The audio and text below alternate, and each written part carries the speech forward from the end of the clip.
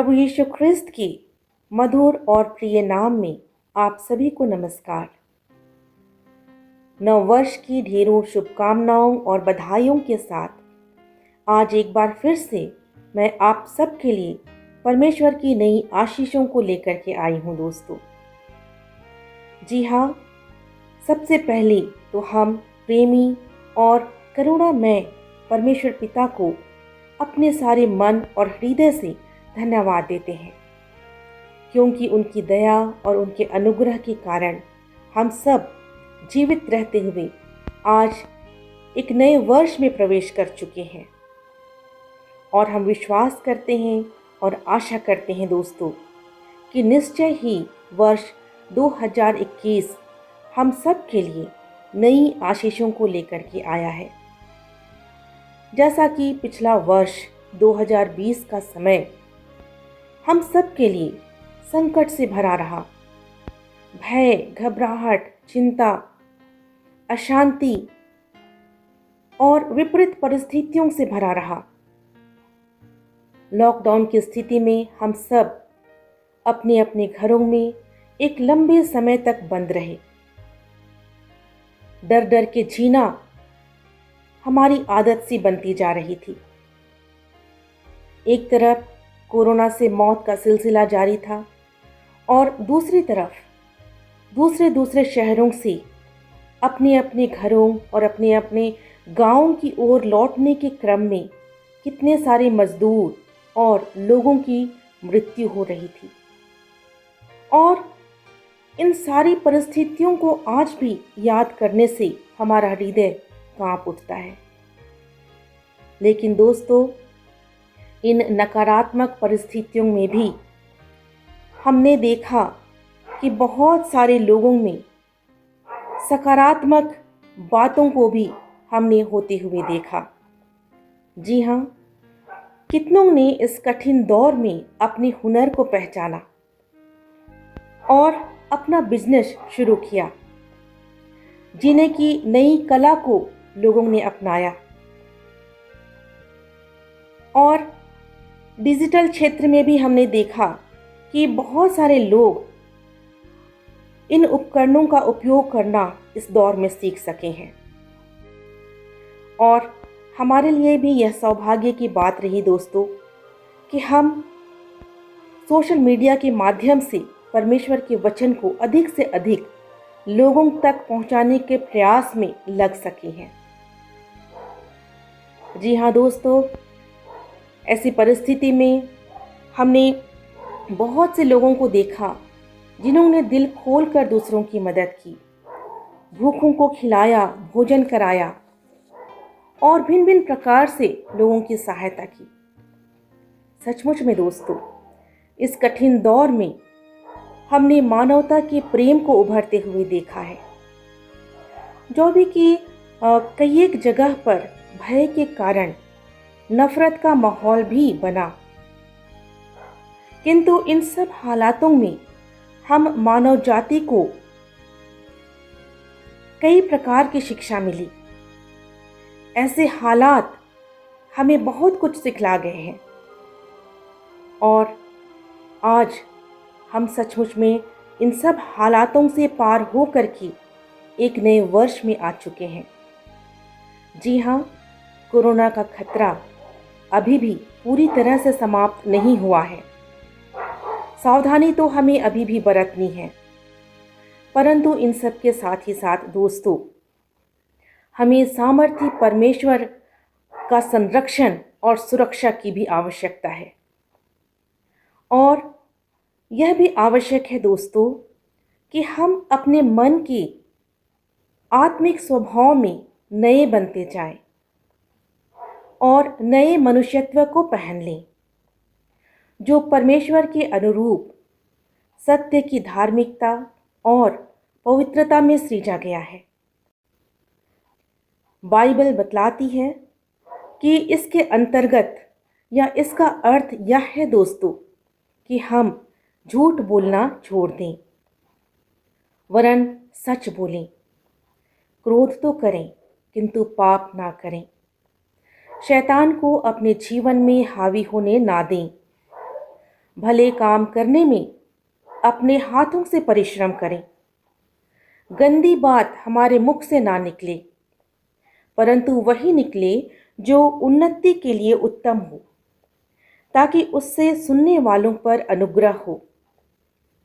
इन सब के साथ ही साथ दोस्तों, इफिसियों के अध्याय 4 जिनमें हम इन बातों को पाते हैं, इन बातों के साथ ही साथ इफिसी अध्याय 4 के पद 30 से 32 में भी परमेश्वर का वचन यह कहता है कि परमेश्वर के पवित्र आत्मा को शोकित मत करो, जिससे तुम पर छुटकारे के दिन के लिए छाप दी गई है। सब प्रकार की कड़वाहट और प्रकोप और क्रोध और कलह और निंदा सब बैर भाव समेत तुमसे दूर की जाए। एक दूसरे पर कृपालु और करुणामय हो, और जैसे परमेश्वर ने मसीह में तुम्हारे अपराध क्षमा किए, वैसे ही तुम भी एक दूसरे के अपराध क्षमा करो। जी हाँ दोस्तों, वचन की इन बातों को हम अपने जीवन में समावेश करके या ग्रहण करके अपने जीवन को नए तरीके से जीने के लिए, या कहें नएपन के साथ जीने का हम संकल्प करें, और इस नएपन के साथ जीने का हर संभव प्रयास करें। क्योंकि दोस्तों, जब हम इस प्रकार से जीवन जीते हैं, तब परमेश्वर की आशीष हमें अद्भुत रूप से दी जाती है, जिसके विषय में बाइबल में हम पाते हैं कि वर्षों पहले परमेश्वर ने मूसा से कहा, और मूसा को दी गई उस आशीष के विषय में हम पुराने नियम में से गिनती के पुस्तक उसके 6वें अध्याय के 22 से 27 पद को देख सकते हैं, जहां आशीर्वाद के विषय में इस प्रकार से वचन में लिखा हुआ है। फिर यहोवा ने मूसा से कहा, हारून और उसके पुत्रों से कह कि तुम इस्राएलियों को इन वचनों से आशीर्वाद दिया करना। यहोवा तुझे आशीष दे और तेरी रक्षा करे। यहोवा तुझ पर अपने मुख का प्रकाश चमकाए और तुझ पर अनुग्रह करे। यहोवा अपना मुख तेरी ओर करे और तुझे शांति दे। इस रीति से वे मेरे नाम को इस्राएलियों पर रखें और मैं उन्हें आशीष दिया करूँगा। दोस्तों, इन वचनों में हम मुख्य रूप से 3 प्रकार की आशीषों को देखने पाते हैं। पहली आशीष, जहाँ वचन कहता है, परमेश्वर तुझे आशीष दे और तेरी रक्षा करे। जी हाँ, संसार के हर प्रकार के संकट, विपत, दुर्घटना, बीमारी, दुख और हमारी हर एक यात्राओं में भी परमेश्वर हमारी रक्षा करते हैं। दूसरी आशीष के रूप में हम देखते हैं, परमेश्वर तुझ पर अनुग्रह करे। सचमुच में दोस्तों, जब परमेश्वर का प्रकाश, परमेश्वर के मुख का प्रकाश हमारे जीवनों पर पड़ता है, तब हम उसके अद्भुत अनुग्रह से भर जाते हैं और अपने जीवन में विभिन्न प्रकार की आशीषों को हम देखने पाते हैं। और तीसरी आशीष के रूप में हम देखते हैं कि लिखा है, परमेश्वर तुझे शांति दे। जी हाँ, परमेश्वर की शांति असीम और अनंत है दोस्तों, जो प्रभु यीशु में हमें बहुत आयत से दी जाती है, और वह शांति संसार नहीं दे सकता। जैसा कि गिनती में हमने पढ़ा, यह वचन इस्राएलियों के लिए दिया गया था। इस्राएली जब मिस्र देश से कनान की ओर जा रहे थे, तब परमेश्वर ने उन्हें ऐसी शांति प्रदान की और वे परमेश्वर की शांति को पा करके अपनी यात्रा को पूरी कर सके। तो दोस्तों, इन आशीषों के विषय में आप गौर करेंगे या याद करेंगे तो हम लोग अपनी कलीसियाओं में निरंतर अपने पासबान के द्वारा इन आशीषों को सुनते हैं और प्राप्त करते हैं। आज एक बार फिर से इस नव वर्ष में मैं इन आशीषों को आप सबों के लिए लेकर के आई हूँ।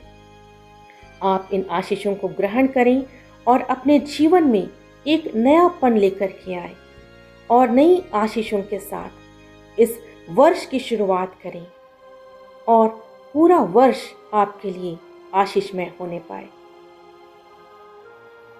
परमेश्वर आपको बहुत आयत की आशीष प्रदान करें। आपके लिए यह नव वर्ष मंगलमय हो, आशीषमय हो और परमेश्वर की संगति आपको निरंतर मिलती रहे। परमेश्वर आपका मार्गदर्शन करें।